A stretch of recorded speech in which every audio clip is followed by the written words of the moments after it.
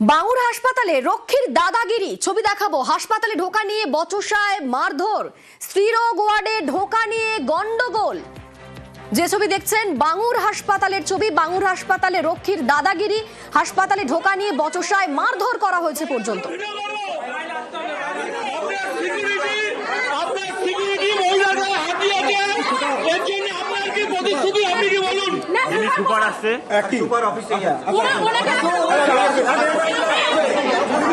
পুরোনো বাঙুর হসপিটালের ভেতরে এক সিকিউরিটি মহিলাকে হাত দিয়ে আজকে হেনস্থা করেছে। তার এগেস্টে না পুলিশের কোনো ব্যবস্থা আছে, না হসপিটালের সুপার কোনো ব্যবস্থা নিচ্ছে। এই হচ্ছে বাঙুর হসপিটাল, এই হচ্ছে তার সিকিউরিটির অবস্থা। হসপিটালের সিকিউরিটি আর পুলিশ তার পুরো পার্টি কেটেছে। আমাদের সঙ্গে রয়েছেন প্রতিনিধি সান্নিক। সান্নিক, কি এমন ঘটেছে যে সেখানে নিরাপত্তারক্ষী মারধর পর্যন্ত করেছেন বলে অভিযোগ উঠছে? কি ঘটনা?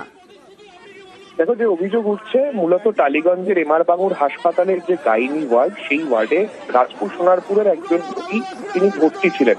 সেই সময় রোগীর পরিবারের সদস্যরা তার সঙ্গে যখন দেখা করতে আসেন, তখন রোগীর পরিবারের সদস্যরা দুজন একসাথে ভেতরে ঢুকতে চান।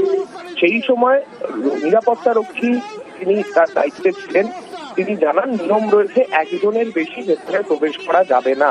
সেই মতোই তিনি যখন জানান, তারপর রোগীর পরিবারের তরফে বলা হয় যেহেতু একজন অ্যাটেন্ডেন্ট সঙ্গে থাকতে পারে, তাই একজন সঙ্গে অ্যাটেন্ডেন্ট হিসেবে এবং আরেকজন ভিজিটর হিসেবে তারা ভেতরে প্রবেশ করতে চান।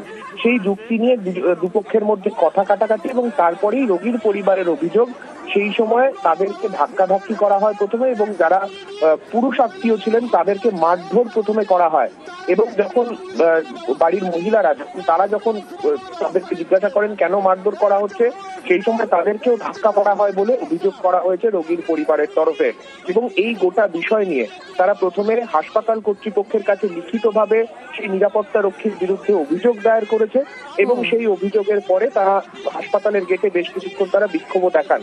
পরবর্তীতে হাসপাতাল কর্তৃপক্ষের তরফে ব্যবস্থা গ্রহণের আশ্বাস দেওয়া হলে রোগীর পরিবারের তরফে সেখান থেকে তারা বিক্ষোভ তুলে নেন। বেশ, ধন্যবাদ সান্নিক।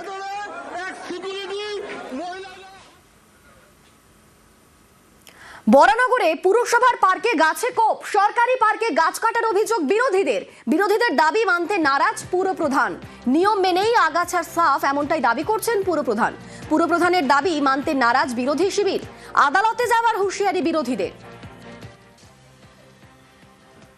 পশ্চিমবঙ্গে যে জঙ্গলের রাজত্ব চলছে, সেই রাজত্বেরই একটা বহিঃপ্রকাশ বিধান পার্কে ঘটেছে।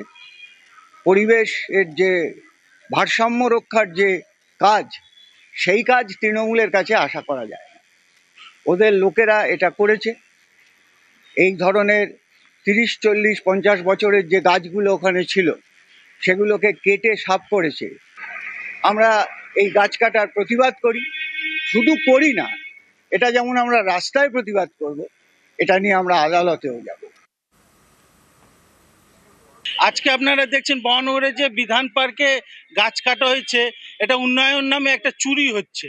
এই টাকাগুলো কোথায় যাচ্ছে? এই টাকাগুলো যাতে বরানগর পৌরসভায় যাচ্ছে না কার পকেটে যাচ্ছে তা আমরা জানি না। তাই এই গাছ কাটাকে তীব্র করে আমরা তীব্র প্রতিবাদ জানাই, এবং আমরা বলতে চাই পার্ক উন্নয়ন হোক, সেটা আমাদের কোনো অসুবিধা নেই, কিন্তু উন্নয়ন এইভাবেই হোক মানুষের যেন ক্ষয়ক্ষতি না হয় এবং সবুজায়ন যেন এগিয়ে যায়। বিধায়ক এলাকা উন্নয়ন ফান্ড থেকে বিধায়ক ম্যাডামের একটা প্রপোজাল আছে যে ওইটাকে আরেকটু সুন্দর করার জন্য, তার জন্য একটা প্রজেক্ট দেওয়া হয়েছে।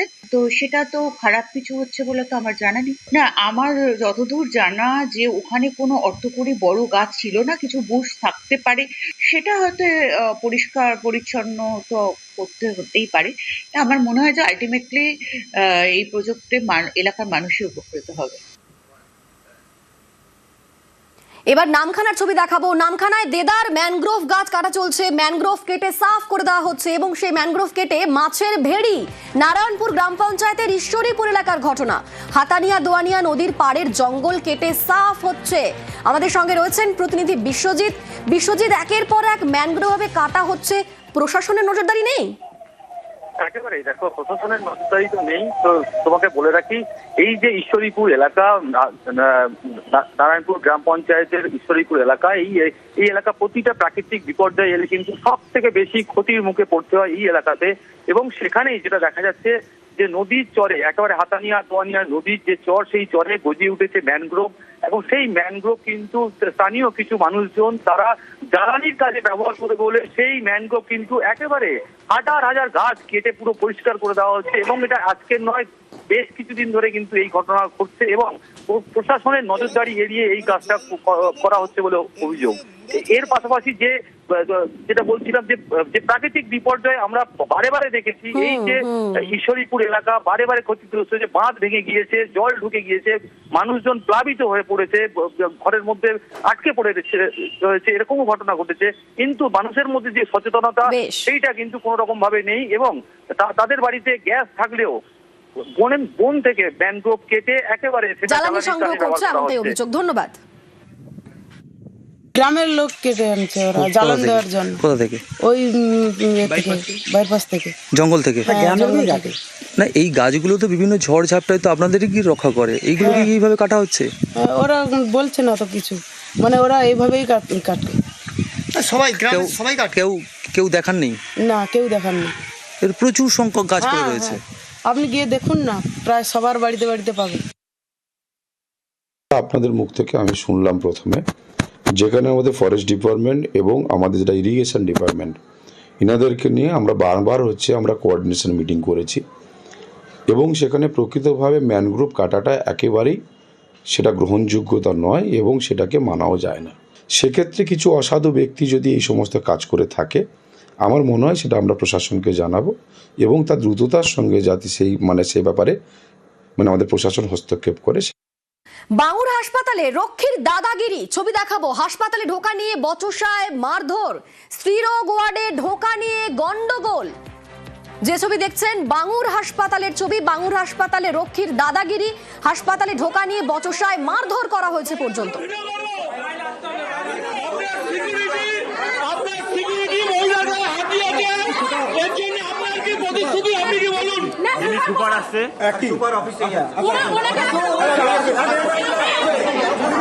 পুরনো বাবুর হসপিটালের ভেতরে এক সিকিউরিটি মহিলাকে হাত দিয়ে আজকে হেনস্থা করেছে। তার এগেস্টে না পুলিশের কোনো ব্যবস্থা আছে, না হসপিটালের সুপার কোনো ব্যবস্থা নিচ্ছে। এই হচ্ছে বাবুর হসপিটাল, এই হচ্ছে তার সিকিউরিটির অবস্থা। হসপিটালের সিকিউরিটি আর পুলিশ তা পুরো পানি কেটেছে। আমাদের সঙ্গে রয়েছেন প্রতিনিধি সান্নিক। সান্নিক, কি এমন ঘটেছে যে সেখানে নিরাপত্তারক্ষী মারধর পর্যন্ত করেছেন বলে অভিযোগ উঠছে? কি ঘটনা? দেখো, যে অভিযোগ উঠছে মূলত টালিগঞ্জের এমআর বাঙুর হাসপাতালের যে গাইনি ওয়ার্ড, সেই ওয়ার্ডে রাজপুর সোনারপুরের একজন রোগী তিনি ভর্তি ছিলেন। সেই সময় রোগীর পরিবারের সদস্যরা তার সঙ্গে যখন দেখা করতে আসেন, তখন রোগীর পরিবারের সদস্যরা দুজন একসাথে ভেতরে ঢুকতে চান। সেই সময় নিরাপত্তারক্ষী তিনি তার দায়িত্বে ছিলেন, তিনি জানান নিয়ম রয়েছে, একজনের বেশি ভেতরে প্রবেশ করা যাবে না। সেই মতোই তিনি যখন জানান, তারপর রোগীর পরিবারের তরফে বলা হয় যেহেতু একজন অ্যাটেন্ডেন্ট সঙ্গে থাকতে পারে, তাই একজন সঙ্গে অ্যাটেন্ডেন্ট হিসেবে এবং আরেকজন ভিজিটর হিসেবে তারা ভেতরে প্রবেশ করতে চান। সেই যুক্তি নিয়ে দুপক্ষের মধ্যে কথা কাটাকাটি এবং তারপরেই রোগীর পরিবারের অভিযোগ সেই সময় তাদেরকে ধাক্কাধাক্কি করা হয় প্রথমে, এবং যারা পুরুষ আত্মীয় ছিলেন তাদেরকে মারধর প্রথমে করা হয়। এবং যখন বাড়ির মহিলারা তারা যখন তাদেরকে জিজ্ঞাসা করেন কেন মারধর করা হচ্ছে, সেই সময় তাদেরকেও ধাক্কা করা হয় বলে অভিযোগ করা হয়েছে রোগীর পরিবারের তরফে। এবং এই গোটা বিষয় নিয়ে তারা প্রথমে হাসপাতাল কর্তৃপক্ষের কাছে লিখিতভাবে সেই নিরাপত্তা রক্ষীর বিরুদ্ধে অভিযোগ দায়ের করেছে এবং সেই অভিযোগের পরে তারা হাসপাতালের গেটে বেশ কিছুক্ষণ তারা বিক্ষোভ দেখান। পরবর্তীতে হাসপাতাল কর্তৃপক্ষের তরফে ব্যবস্থা গ্রহণের আশ্বাস দেওয়া হলে রোগীর পরিবারের তরফে সেখান থেকে তারা বিক্ষোভ তুলে নেন। বেশ, ধন্যবাদ সান্নিক।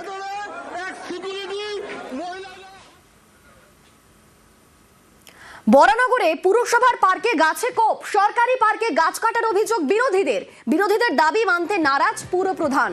নিয়ম মেনেই আগাছা সাফ, এমনটাই দাবি করছেন পুরপ্রধানের দাবি মানতে নারাজ বিরোধী শিবির। আদালতে যাওয়ার হুঁশিয়ারি বিরোধীদের। পশ্চিমবঙ্গে যে জঙ্গলের রাজত্ব চলছে, সেই রাজত্বেরই একটা বহিঃপ্রকাশ বিধান পার্কে ঘটেছে। পরিবেশের যে ভারসাম্য রক্ষার যে কাজ, সেই কাজ তৃণমূলের কাছে আশা করা যায় না। ওদের লোকেরা এটা করেছে। এই ধরনের 30, 40, 50 বছরের যে গাছগুলো ওখানে ছিল সেগুলোকে কেটে সাফ করেছে। আমরা এই গাছ কাটার প্রতিবাদ করি, শুধু করি না, এটা যেমন আমরা রাস্তায় প্রতিবাদ করব, এটা নিয়ে আমরা আদালতেও যাব। আজকে আপনারা দেখছেন বহনগরে যে বিধান পার্কে গাছ কাটা হয়েছে, এটা উন্নয়ন নামে একটা চুরি হচ্ছে। এই টাকাগুলো কোথায় যাচ্ছে? এই টাকাগুলো যাতে বহনগর পৌরসভায় যাচ্ছে না কার পকেটে যাচ্ছে তো আমরা জানি না। তাই এই গাছ কাটাকে তীব্র করে আমরা তীব্র প্রতিবাদ জানাই এবং আমরা বলতে চাই পার্ক উন্নয়ন হোক, সেটা আমাদের কোনো অসুবিধা নেই, কিন্তু উন্নয়ন এইভাবেই হোক মানুষের যেন ক্ষয়ক্ষতি না হয় এবং সবুজায়ন যেন এগিয়ে যায়। বিধায়ক এলাকা উন্নয়ন ফান্ড থেকে বিধায়ক ম্যাডামের একটা প্রপোজাল আছে যে ওইটাকে আরেকটু সুন্দর করার জন্য, তার জন্য একটা প্রজেক্ট দেওয়া হয়েছে। তো সেটা তো খারাপ কিছু হচ্ছে বলে তো আমার জানা নেই। না, আমার যতদূর জানা যে ওখানে কোনো অর্থকরী বড় গাছ ছিল না, কিছু বুশ থাকতে পারে, সেটা হয়তো পরিষ্কার পরিচ্ছন্ন তো হতেই পারে। আমার মনে হয় যে আলটিমেটলি এই প্রজেক্টে এলাকার মানুষই উপকৃত হবে। এবার নামখানার ছবি দেখাবো। নামখানায় দেদার ম্যানগ্রোভ গাছ কাটা চলছে, ম্যানগ্রোভ কেটে সাফ করে দেওয়া হচ্ছে এবং সেই ম্যানগ্রোভ কেটে মাছের ভেড়ি। নারায়ণপুর গ্রাম পঞ্চায়েতের ঈশ্বরীপুর এলাকার ঘটনা। হাতানিয়া দোয়ানিয়া নদীর পাড়ের জঙ্গল কেটে সাফ হচ্ছে। আমাদের সঙ্গে রয়েছেন প্রতিনিধি বিশ্বজিৎ। বিশ্বজিৎ, একের পর এক ম্যানগ্রোভে কাটা হচ্ছে, প্রশাসনের নজরদারি নেই?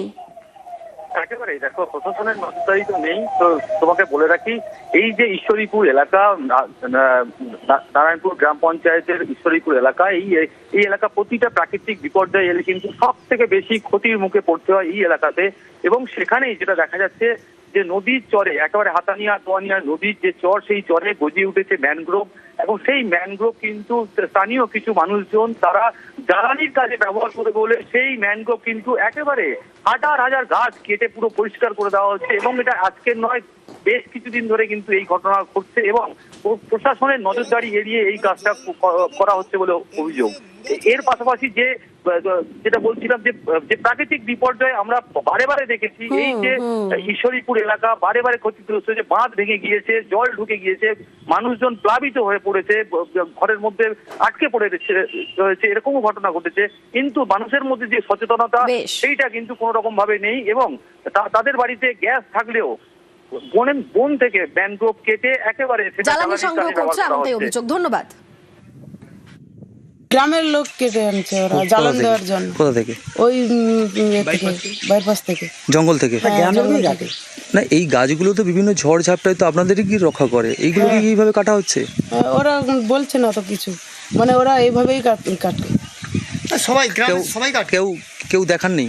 না, কেউ দেখান না। এর প্রচুর সংখ্যক গাছ পড়ে রয়েছে। আপনি গিয়ে দেখুন না, প্রায় সবার বাড়িতে বাড়িতে পাবেন। আপনাদের মুখ থেকে আমি শুনলাম প্রথমে, যেখানে আমাদের ফরেস্ট ডিপার্টমেন্ট এবং আমাদের যেটা ইরিগেশন ডিপার্টমেন্ট, ইনাদেরকে নিয়ে আমরা বারবার আমরা কোঅর্ডিনেশন মিটিং করেছি এবং সেখানে প্রকৃতভাবে ম্যানগ্রোভ কাটাটা একেবারেই সেটা গ্রহণযোগ্যতা নয় এবং সেটাকে মানাও যায় না। সেক্ষেত্রে কিছু অসাধু ব্যক্তি যদি এই সমস্ত কাজ করে থাকে, আমার মনে হয় সেটা আমরা প্রশাসনকে জানাবো এবং তার দ্রুততার সঙ্গে যাতে সেই ব্যাপারে আমাদের প্রশাসন হস্তক্ষেপ করে।